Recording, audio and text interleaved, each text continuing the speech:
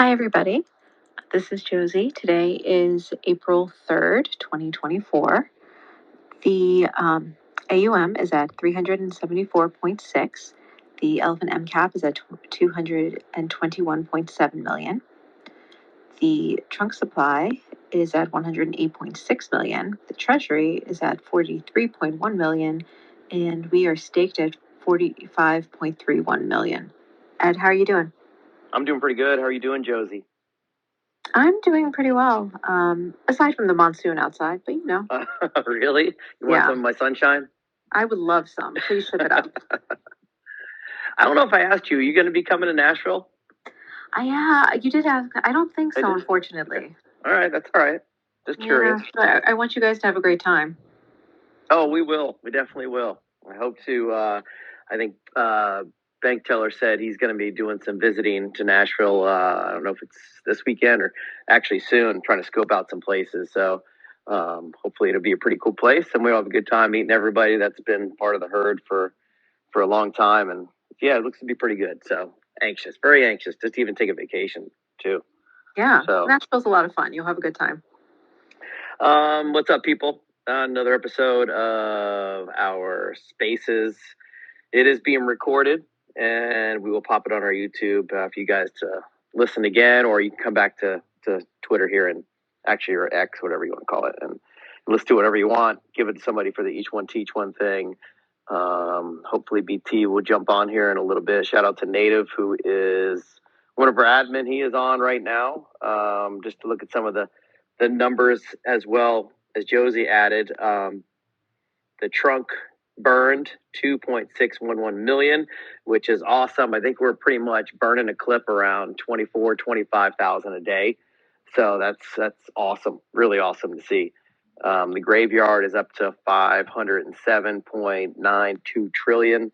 When we get to that 51, that's when you know the rebalance happens. And what was I looking at? Trumpet 2.701. That is definitely up from last week. And I don't know where we were at with BNB last week, but I'm not sure if it was higher or lower. I know BNB took a dip pretty good over the past week. I just don't remember where exactly it was at. Other than that, giving out the NFT right now, just in case, and let me make sure they are still on. All right. Let me know, just raise your hand or whatever it is to Jean Anna. If you are there, just give you a little emoji thing. I'm assuming that's how you pronounce it, Jean Anna. And if you do it in the next 30 seconds, you get the NFT. If not, I will pick somebody else.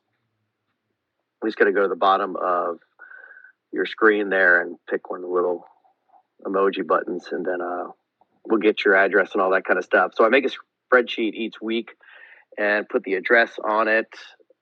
Where is it? I don't see you anymore, Gianetto. Where'd you go? There you are. All right, there you go.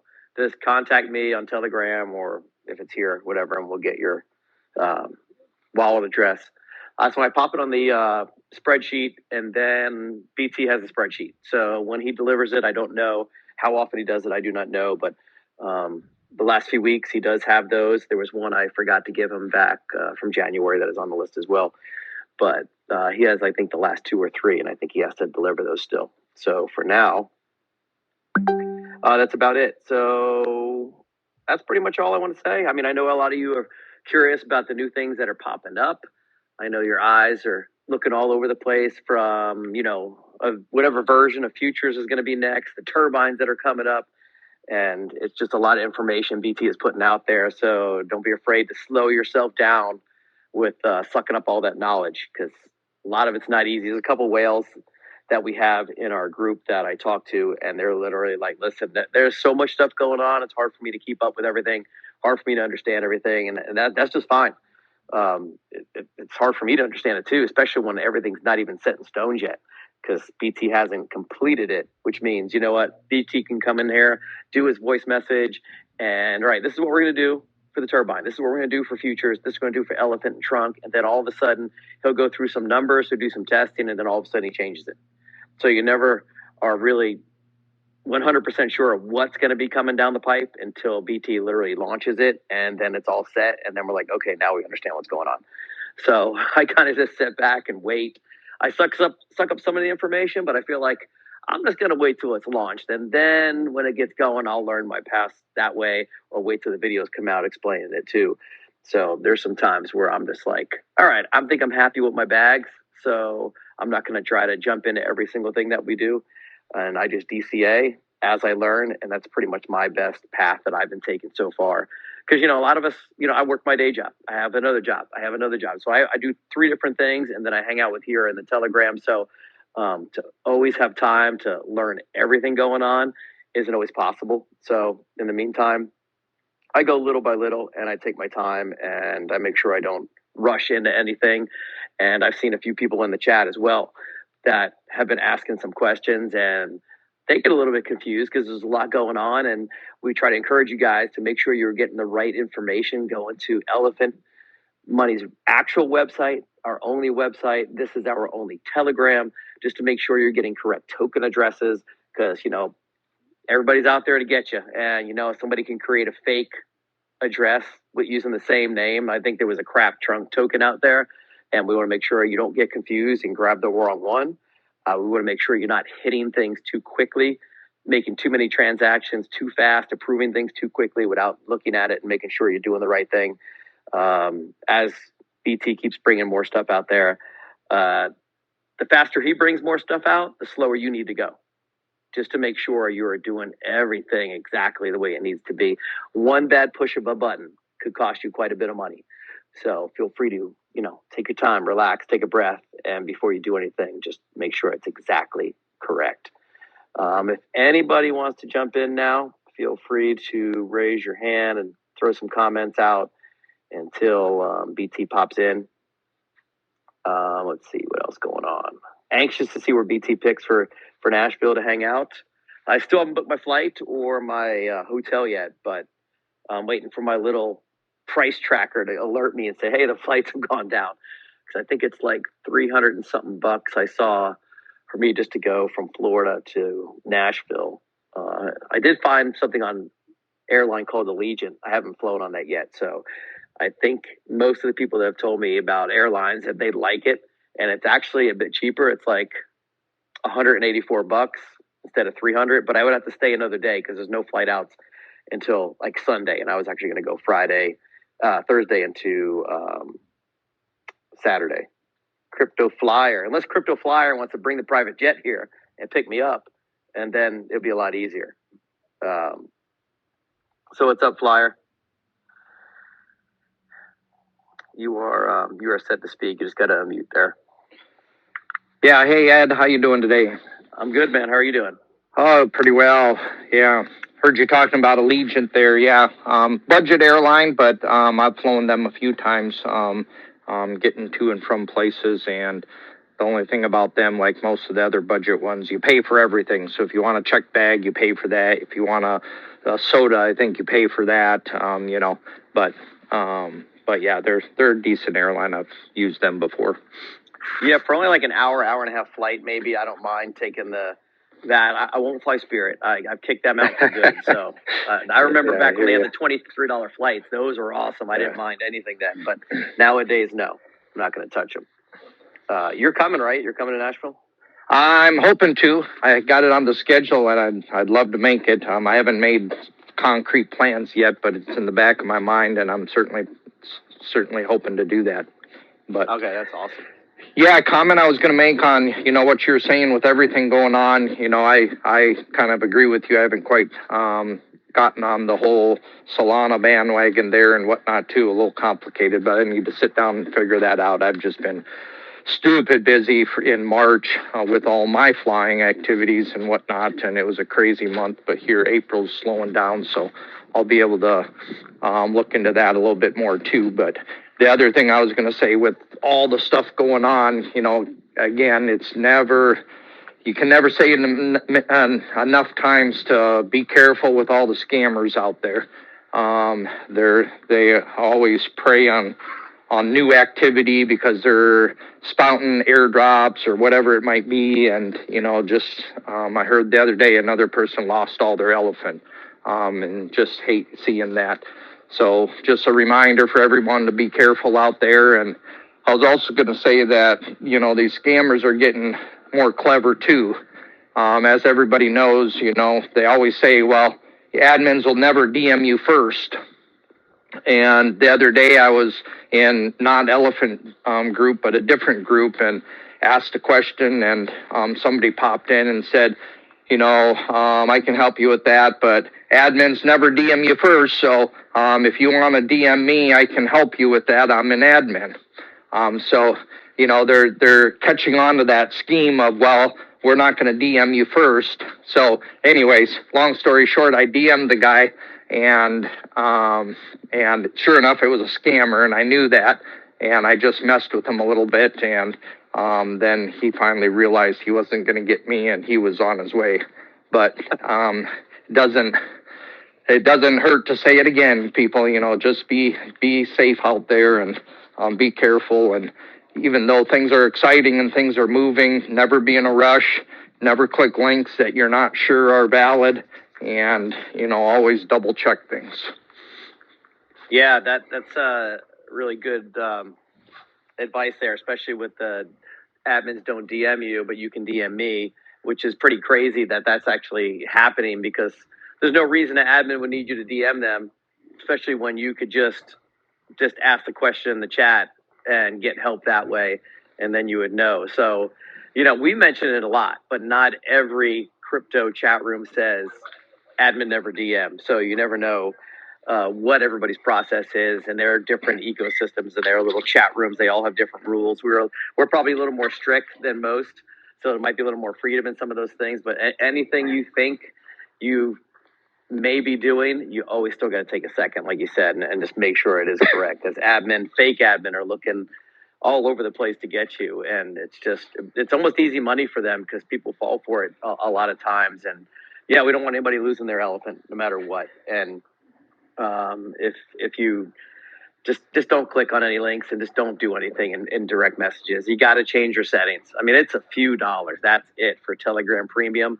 And it avoids a lot of hassle, a lot of headaches, just by having all those people that aren't part of your contacts sent to another folder, and you just never see them. So it helps out a lot. I mean, yeah, you can see them in your chat, in your main chat, and be like, hey, you can DM me, but you don't know who they are. And you're literally talking to somebody you've never met in your life, and taking advice for them in a direct message. I mean, that's kind of scary right there. And in this scenario, they got around my security settings in a sense, because I did end up DMing them first.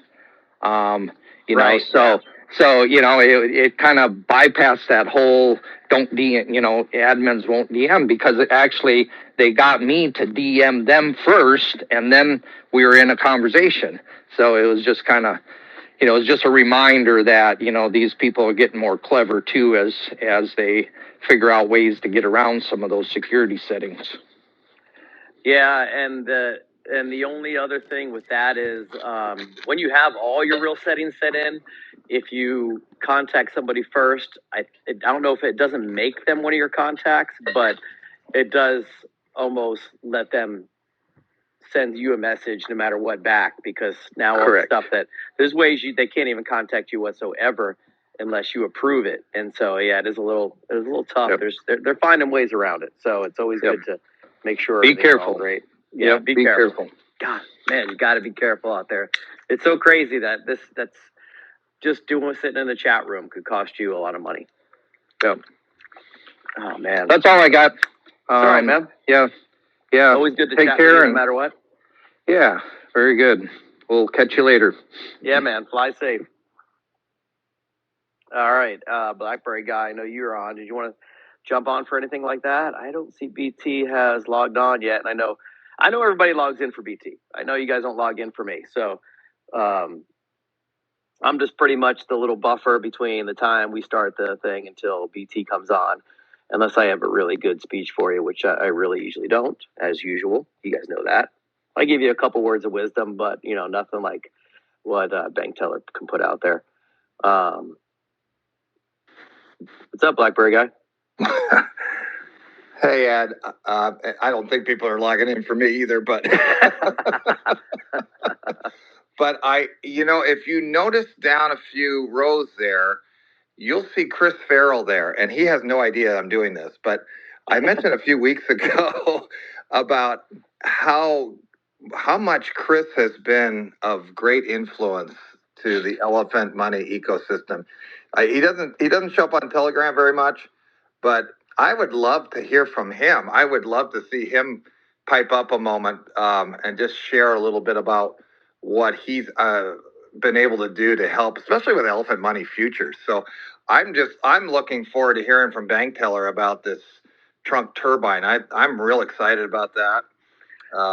We're talking about a lot of engines here: turbines, V9s, V10s, V12s. It's like we might as well join the F1 series. Yeah, no doubt about it. Let's get Elephant Money on Verstappen's car. Yeah, no, exactly. But I've thought to myself over the last number of weeks where I thought, how could we? And it's not for me to figure that all out, but how can we utilize trunk better so that it's part of the dynamo of EM?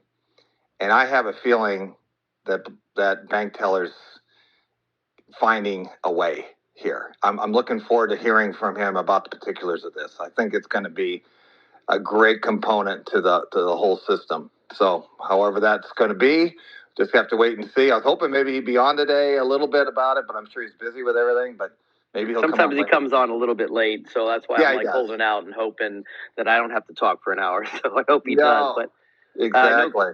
I know Chris heard you, and he's able to speak now too. And yeah, I haven't heard from him in a while either. So what's up, Chris? I'm going to give him the mic because I think he can share a lot with me. So he can beat on me later for calling him out like this. So. Oh my goodness, guys! Can you hear me? Okay, is my mic unmuted? Sound great. Well, firstly, thank you, John. I wasn't, I'm working away here, just kind of got you guys playing in the background, and then I heard you mention me. That's ever so nice of you. I mean, the brutal reality is, I think, like all of us here, I feel absolutely blessed to have discovered this whole Elephant Money ecosystem. Very boring and long story short, I started in this space in 2017, and one thing I'm in inverted commas, kind of, I guess, I don't know if good is the right word, but I'm definitely one of these people that I really like to understand things clearly before I A, implement them, and B, certainly before I talk about it to others. And I think that's maybe why John very graciously has said that I've onboarded quite a lot of people onto futures, because I'm just quite keen to really break it down step by step. I think we've had this conversation in the past, but I think my only, if you like, challenge with this space is, I think about most of my friends in the outside world. If I said to them anything about even simple things like MetaMask, certainly liquidity or staking, I mean, they look at you as if you've grown a second head. Most people have literally no idea what it is that we're talking about here. And I truly do believe, and I think we all probably sense this, that if we really want to, grow Elephant in this whole space, the onboarding process has to become simpler. I've always loved that marketing axiom: you never get a second chance to make a first impression, and a confused mind, you've lost them straight away. And so I've kind of really always wanted to never assume that anybody knows anything, and B, really kind of try and break down simply and hopefully in an entertaining manner, how this whole decentralized world can work, and how you really can have this little asset that's just ticking away in the background in your life, that's earning you a little bit of a passive income. And so I kind of took it upon myself. It was actually in lockdown in 2020. I thought, right, I'm really going to study this whole Elephant thing and DeFi thing, and got up at 4 o'clock in the morning and just studied it and learned as much as I can. And I'm still learning, and just sort of share stuff online. And as a result, quite a few individuals have come on board, and I'm thrilled to help people out on their journey. So, John, it's very nice of you. You're right, I didn't know you were going to say that, but very nice of you to even acknowledge me. And we're the rising tide raises all ships. We all benefit, and I was just doing my own little bit, and absolutely thrilled to meet great friends here and be part of the community, and excited to hear what's going on with the turbine later today. So thank you for having me on. Well, thank you, Chris, for everything you've been doing all over YouTube. I mean, you guys that are listening right now, he is on that Fly in DeFi channel on YouTube. You can catch up on his videos. I don't know if you have another channel yourself that you want to plug out there where you've been posting everything, but I also did want to ask you, so what are your first few words that you are telling, like, not people that are in crypto, but people that are not in crypto? What are your first few words to them about futures? What's your What's your what do you walk up and say real quick? What are your first few lines? That's a great question. Well, actually, I talk at quite a lot of events now about this, and I often sort of start in the same way. And I don't even start with futures. I start with decentralized finance, and I often sort of make a joke about the fact that I say when you say the term decentralized finance to most people outside of our space, it sounds so boring. It sounds so kind of nerdy, and it's like, and people kind of laugh because it does. And I address the fact that, look, I know how this may sound. You know, it sounds like something that, gosh, that doesn't sound very exciting. So I start by acknowledging that essentially we all need to understand that for 830 years, traditional finance, as we all know, has kind of ruled the world, and it's always been that way. And much like anything in life, you know, we have to learn, as Apple famously said 20 years ago in that great advertising campaign, to start thinking differently. And so that's really where I start. I like to educate. Again, most of us here on this call understand this, but most people, if you say to most people, you know, I don't know, what are you earning in your bank account? Most people have no idea. And if they eventually, I mean, the average bank account pays 0.5% a year. Sure, there's accounts that pay 2 to 4% a year, but the average is 0.5. But even that's quite an arbitrary figure. You know, what does that actually mean? And again, I'm just trying to really convey to the majority of people not here on this call, friends of mine that are, you know, yoga teachers or in real estate that want to earn a little bit of passive income, have absolutely no idea about digital assets, blockchain technology, decentralized finance, cryptocurrency. So I think the best way to start learning with anything is through storytelling, and is to give an example of, you know, how things have always been, and the fact that traditional finance, as we all know, only serves the elite, only serves the CEO and the shareholders and the presidents, and, you know, the bonuses, the millions of dollars go to the top of the pile. They don't care about, you know, us. They happily toss us their scraps of 0.51% a year. And so that's where I often will start by saying, you know, this is how it's always been since we were kids, since our parents were kids. But now, for the first time ever, there is an alternative. And you can access the same financial services that we would go to a bank for, but we can now essentially cut out the middleman. And I often will say something like, so think about any business that's successful. The only reason they're successful, any business, is they have a product or a service that there is a demand for. It's exactly the same, of course, with a bank. So what does your bank actually, you know, what does it actually provide you? Well, it might be a high interest savings account or loans or trading, let's say. Did you now know you can access those same services, cutting out this middleman on the blockchain? That's what decentralized is, you know, the opposite obviously to centralized. And I find that that is often enough just to kind of get people, as Dr. Fraser Crane would say, okay, I'm listening, just to kind of spark that interest. So I find that that's probably the best conduit in there, just by, rather than bamboozling with, you know, I'd never start talking about, you know, the graveyard or the you know, the liquidity pairs, or, you know, the pools or anything like that, because you're going to lose people straight away.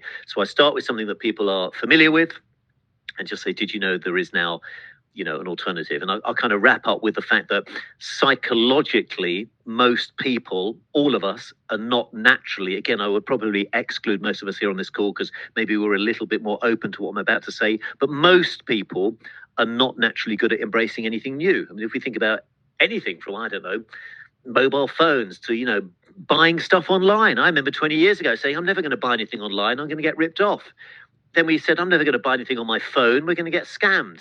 Now, of course, we do it every single day. And it's been like this since the advent of motor cars. You know, Henry T. Ford famously said, if he listened to what people had wanted, he would have invented a faster horse. It's exactly the same with where we are right now. And so I just say, you just need to be open to exploring something different. And I find that, and hopefully this answers your question, that's kind of a good entry route into this whole path. Because then people will often say, well, okay, I'm interested. And then it's like, well, let me tell you about a DeFi protocol. And that's kind of how I start. I hope that answers your question.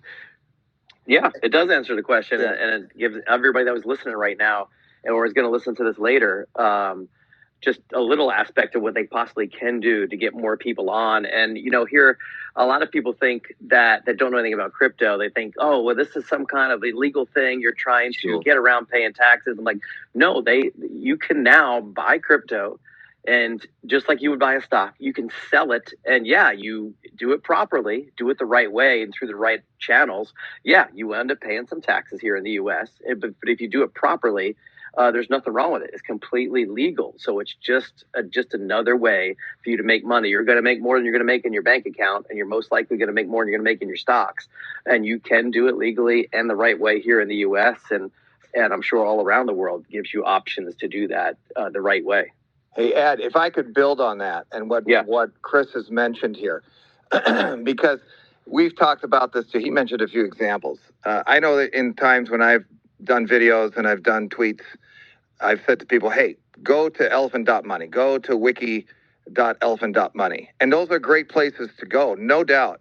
But one of the things that Chris is able to do with, and he's not here to shill or anything, right? But, he talks about the simplicity of approach that he takes when he brings people in to the future system and into EM. And as he just approaches DeFi as a whole. He simplifies it. He comes alongside of these people. You can tell, he's very gregarious. He's very cordial fellow. He breaks it down very simply. He eases them into all of this information. He has a host of videos. And I'm almost to the point where I almost want to say when I'm going to communicate something to people, because I want to do the same thing, right? I don't want to get the elite. I want to get the person on the street. And I'm really to that point where I want to say, hey, if you want to know more about this, you ought to go and see DeFi Profits Made Simple, because Chris lays it out so cleanly, so clearly for the average Joe. And this isn't just theory. He has a fruitfulness. He can show you how many people he's brought in. I mean, it's over, from what I understand, it's over 400 people heading to 5. And so it's you're not out there by yourself. He's right there alongside of you. And I think he's been effective both in terms of his ability to communicate, but then also to have people get beyond that matter of saying, oh, I'll listen more. They finally pulled the trigger because of the approach that Chris takes. So I just think Chris is a great value, and he's not here to push himself, but I would endorse him heartily. He's just been a real help to EM, and particularly to EM futures. And the proof is in the pudding. You can see it in in the amount of people that he's been able to bring in. So that's just to build on what Chris said. I always feel a bit embarrassed because as I said, I wasn't expecting you to say anything like this. I was just sitting here quietly, not even happy not to even talk. So because I called you in here. I know. So thank you for even saying that. But as just to wrap up, it sounds a cliche, but it's genuinely true. We're all in this together. What BT, I don't even know if he's here, but he just logged on. So okay. Oh, yeah. Well, I've had so many just yesterday, 3 messages, all saying the same thing, saying my wife and I can retire faster because of this futures thing. Yeah. Oh, honestly, absolutely. It brings me tears. Did you see that, John? Yeah. And we talked about that. And if he has any questions, like if Chris has any questions that come to him and he's not exactly sure how to respond, he said, well, you know what, I'll throw it by John and maybe John can help out with that. But you know what? That's exactly right with what Chris is saying. There's people coming to him all the time saying, if it wasn't for futures and it wasn't for the way Chris has handled this, we wouldn't be where we are. And we're actually looking at being able to have a liberty that we never had before. That's what you call a financial cooperative right there. Oh, it's remarkable what Chris has been able to accomplish. We're all in it. Thank you. But, we're all in it together. And, thank you so much, John. That's very kind of you, man. And thank both of you guys, man, for jumping on today while we were waiting for BT to get in. Yeah. I don't want to cut you guys off. No, you're quite welcome. We're looking forward to hearing from him. Yes. I know you all are. You guys, thank you so much, man. And what's up, BT? How you doing? Good. I've been busy with futures, the belle of the ball. Did you even feel that downdraft in the market? Like if you're in futures? Was it even a concern? I don't think so. So, yeah, I think we're doing great. Yeah, we want to thank all of the content creators. Patrick, SK, Chris, Blackberry Guy, CC Crypto Man, EMH. I think he goes by Bailey Betts now. A lot of this is just persistence, right? Communicating, sharing the narrative, sharing the playbook, even when it's unpopular. People chasing meme coins and stuff. I think meme coins definitely have their place in this market. I think their meme coins are a better, they're more fair and equitable than a ICO, and they're more distributed than NFTs, right? So those two things are out, meme coins are in. But in terms of what people actually need to move the needle, to not bet at the same time, what are the meme coins though? At the end of the day, they're still a gamble. It's the meme coin. It's the cultural roulette wheel, as I've heard it described, and I agree with that assessment. It's not like I forget how many slots there are on a roulette wheel, but because I don't gamble, but there's a lot more on this roulette wheel, and sometimes when you bet on a particular number, your funds just disappear. So that's the problem with meme coins and stuff. So, but how do you? I almost liken futures to, well, I was doing Larry Fink before Larry Fink was doing Larry Fink. I was worrying about treasuries. I was worrying about our treasuries in particular. I was worrying about how to get our treasuries to work for us to provide yield on a predictable basis to participants. And that's exactly what you see Larry Fink doing with the Buildle Fund. He's putting tokenized U.S. treasuries on the blockchain. And we're basically putting several different tokenized treasuries, BTCB, Elephant, now Trunk coming up. We're taking those tokenized treasuries, and then we're paying out yield against those treasuries. Sounds simple, but the mechanics are not that simple. But that's basically what we have going. And so no more rookie numbers, okay?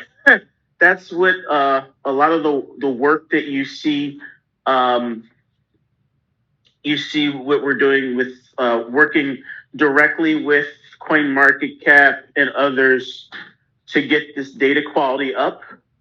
CoinMarketCap has a paid service, for taking care of getting tokens listed quickly and things like that. Guess what? We had to use that paid service. They don't have a paid service for circulating supply, but we will be working with them to improve the data quality, and they've been put on notice. So, about certain things that hopefully they'll work with us to fix. So, and also we've been working directly with Dex Tools and Dex Screener and soon Bird Eye.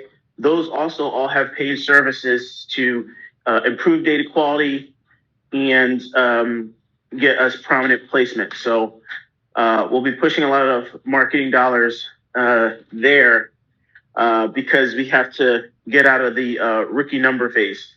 As endearing as it is, we have to get a little better organized. So we have to push the best content to the top. We have to normalize that content. We do have things like the wiki and things like that that are already in place. How can we add additional materials there to simplify things? Wiki. I'm always of the mind. Let's put the tightest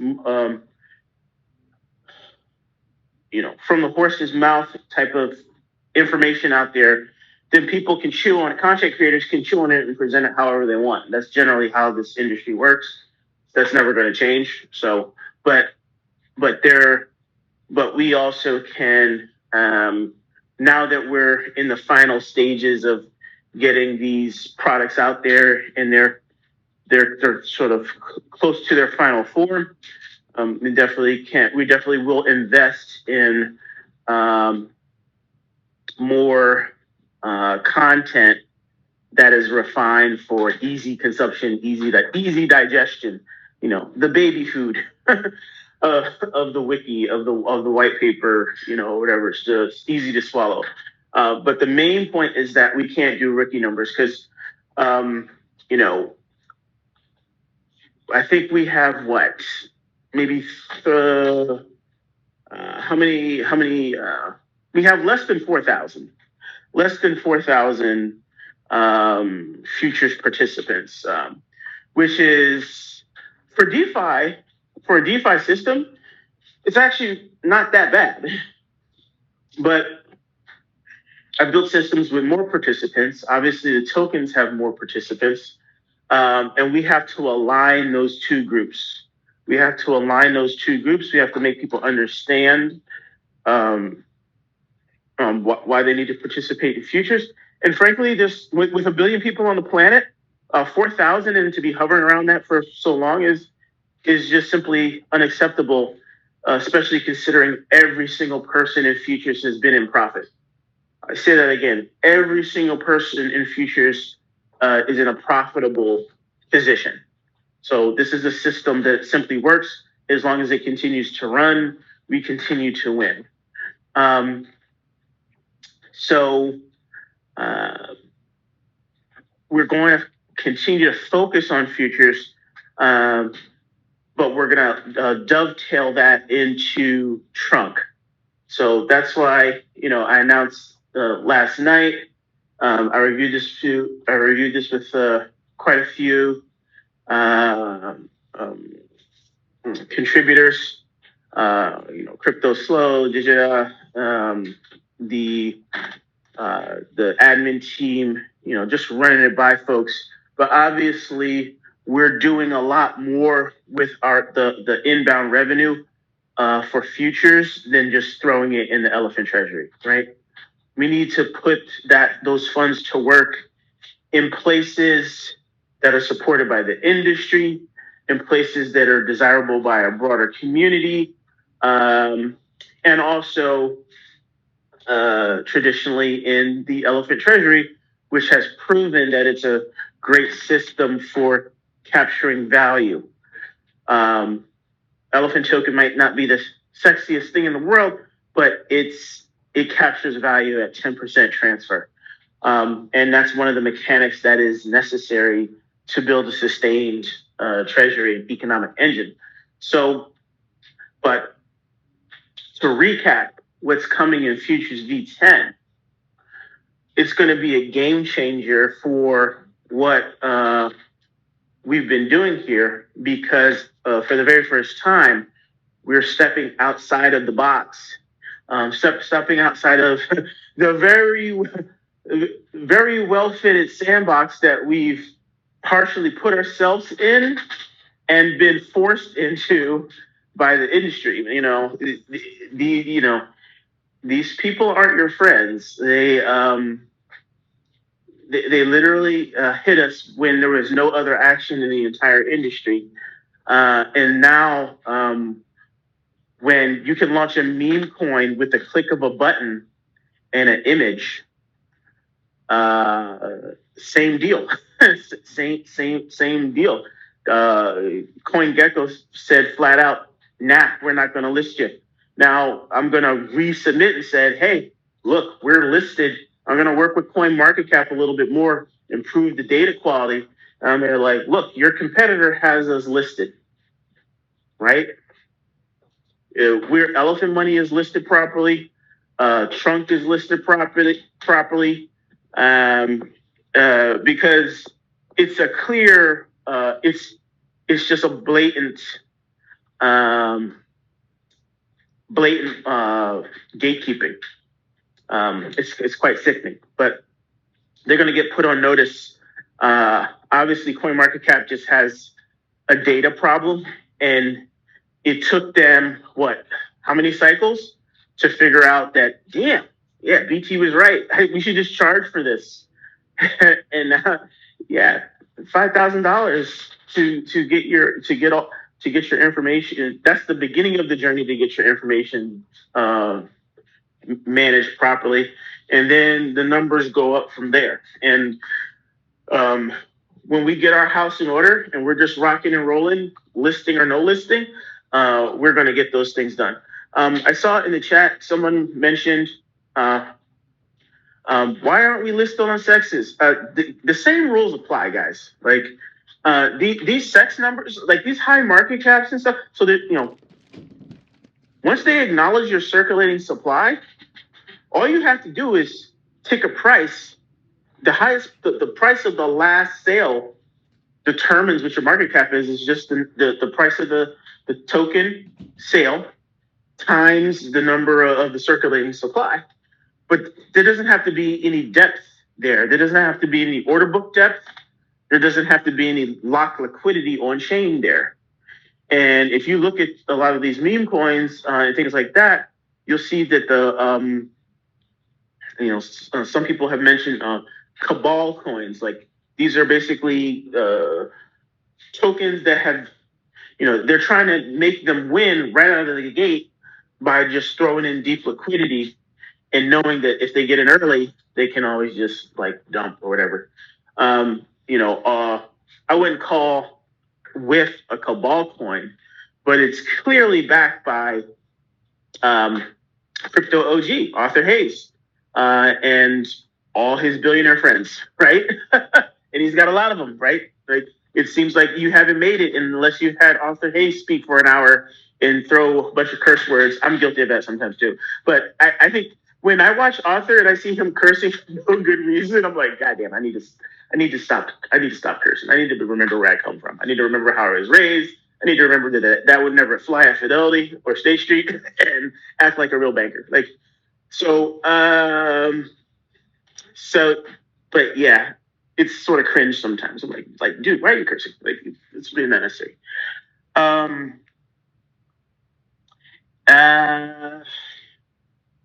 Yeah. So, but yeah, these things are priced to perfection, and they have a lot of backing. So our coin, on the other hand, is really by the people. Like you see that when it's really by the people, it takes a lot of hard work to roll those numbers up the hill, but they do get up the hill. The herd, we are a financial cooperative. We actually do $1 billion numbers as well. And I also think that for our second parabolic rise, we let the fudders get to us, but we can't forget why this is hard for us.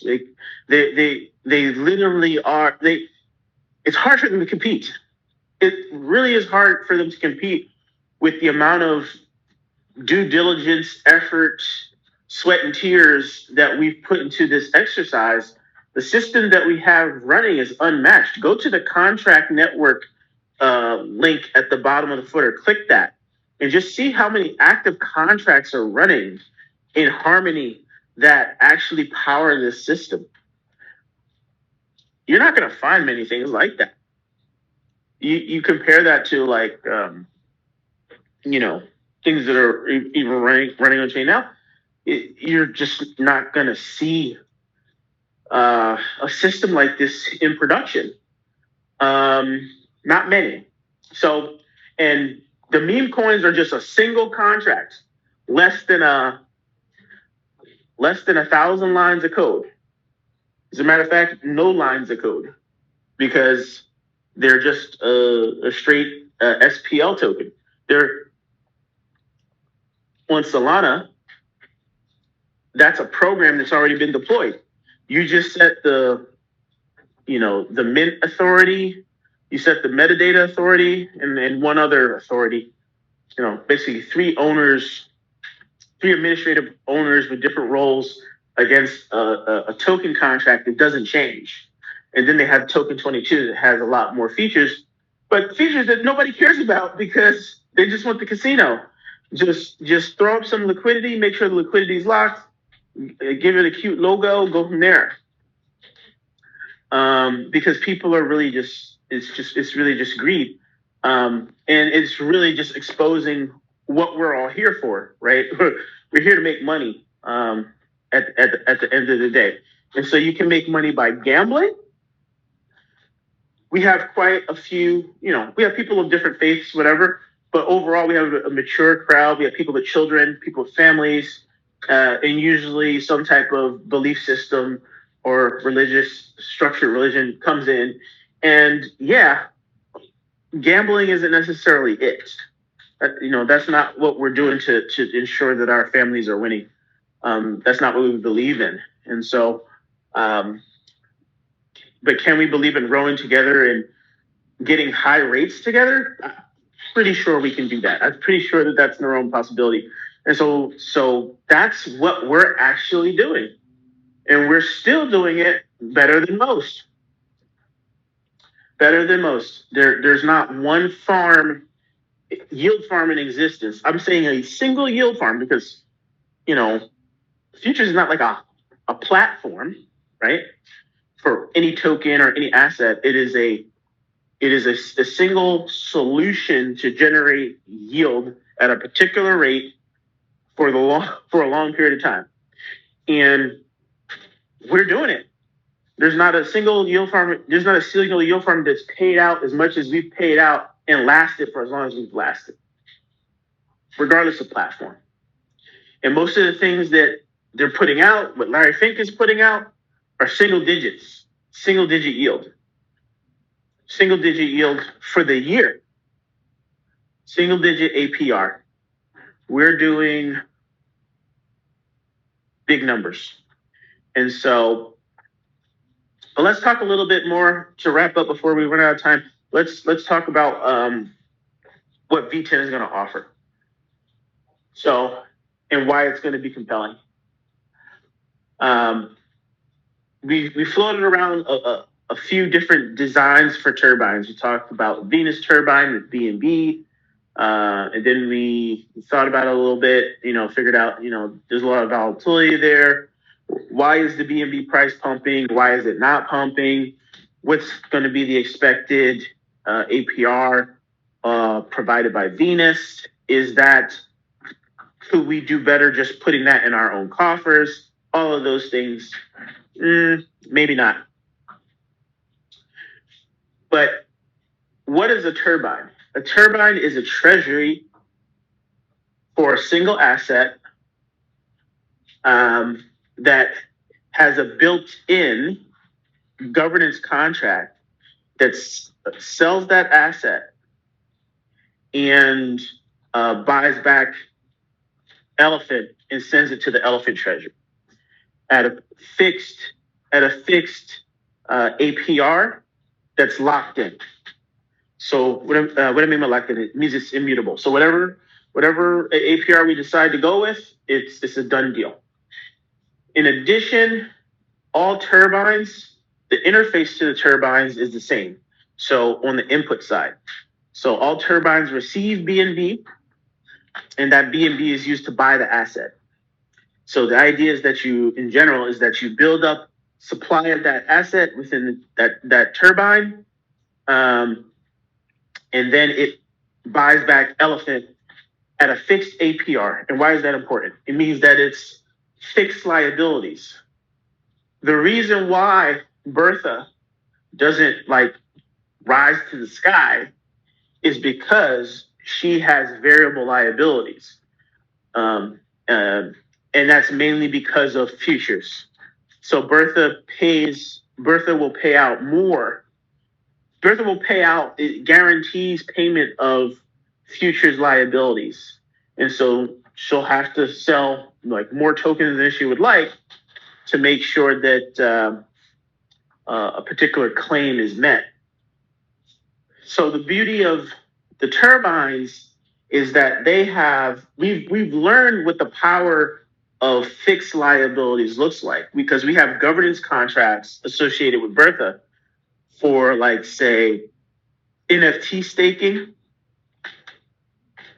and for trunk burning. Uh, um, that helps power Trumpet as well.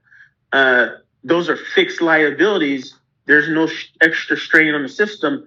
The system can grow, and people just accept whatever yield they're getting. In the case of the NFTs, you're getting 10% yield. That's actually great yield. We actually can sell that.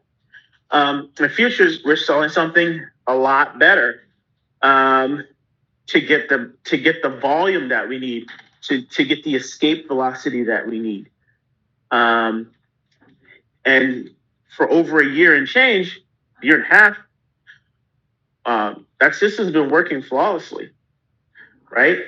And we have to just, for participants that are already in the system, we need to build a system that they're more confident in. And for new participants, the system has to demonstrate things that resonate with what's going on right now. So Bitcoin has always been, and looks like will be, the toast of the town, regardless of its simplicity and warts. It is the best form of money on the planet. We need to own a form or a direct proxy to the best money on the planet. So pegged Bitcoin on BNB chain is that token. And we have the Bitcoin treasury, Bitcoin turbine. The idea there is that that's 10%, so a minimum of $20 on every single futures transaction is going to build that up to the sky. And then we're going to pay just a conservative 1% on that APR every year, paid out in real time, constant buy pressure on the Elephant token. And if Bitcoin does all the things it says we're going to do, and if we can get back to our prime time numbers, not our rookie numbers, then that's going to be game changing.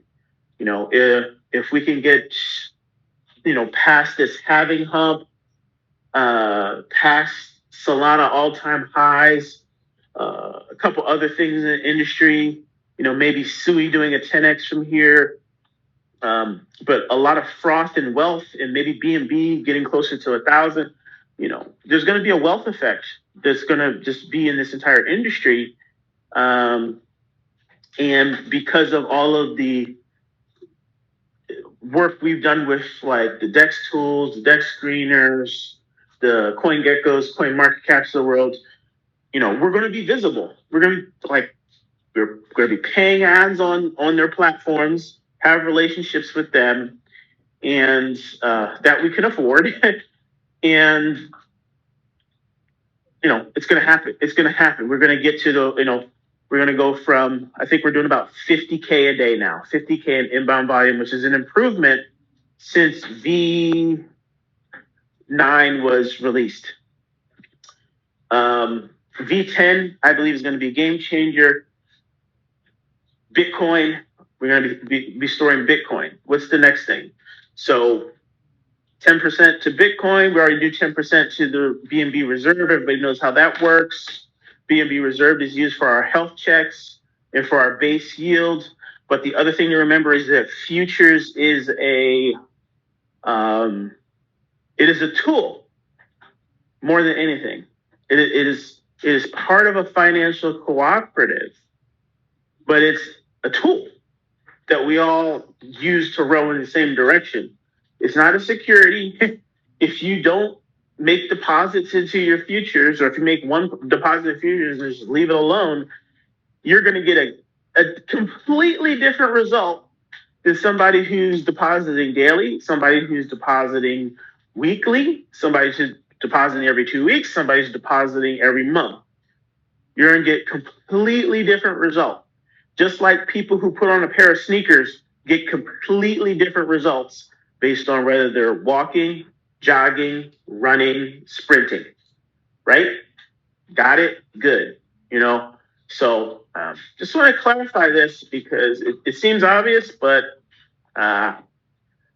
it's not that obvious to everybody, but it should be. Yeah. And you guys can, guys in the content creators, you can hash that out. But like, if you want to take away one take from my talk, remind people right out the gate that futures is like a pair of sneakers. You can it depends on who's wearing them, the outcome you're going to get. Absolutely 100%. It is a tool.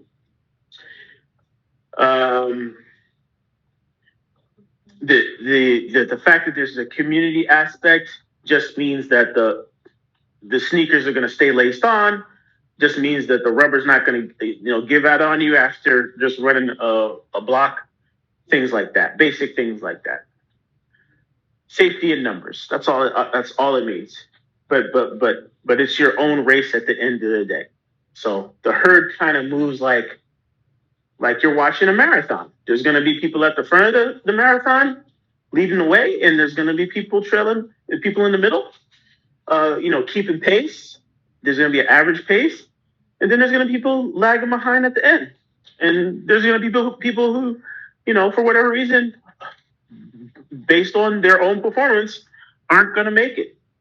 Which leads me to the next 10%, which is the rainy day fund. So the rainy day fund, 10% of inbound deposits is going to be used for a rainy day fund. And what that allows you to do is that allows you to redeem your principal, irrespective of timelines, redeem your principal at a 50% redemption fee, which basically means that if you want to redeem $100 of your principal because you need it for an emergency, or say you need $100 for an emergency, you're going to have to redeem $200 from your principal to be able to get $100 out like that, without having to worry about 0.5% a day or whatever your personal rate is. So, and when you redeem, it's probably better to claim before you reclaim or redeem through the rainy day fund, because when you redeem through the rainy day fund, the way it'll work is it's going to update the time, your claim time as well, right?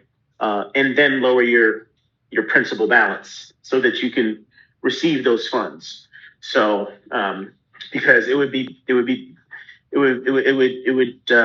not make sense if you could claim principal without impacting your duration. So just keep that in mind. That's all going to be clearly spelled out in just the UI and stuff, but just so that people better understand it if they're writing articles and stuff. All right, so the last thing is the trunk turbine. So we've been doing a lot of efforts to get trunk cross chain on Solana and also on BNB chain. Having futures deposits pump trunk is going to be cool because for the very first time, we're going to see a buyer of last resort that has fixed liabilities and predictable selling. Pretty much at low significance versus its entire balance. So the turbine would be probably be one of the largest holders of trunk as we move forward, and it'll only be selling 1% versus Bertha this fulfilling variable liabilities and is basically treading water, currently sort of in a little bit of a downturn, just because of all of this sort of relentless selling by elephant holders and even potentially claiming by futures participants. But if we get rid of if the elephant holders hold strong, and futures participants increases, we're going to hit escape velocity.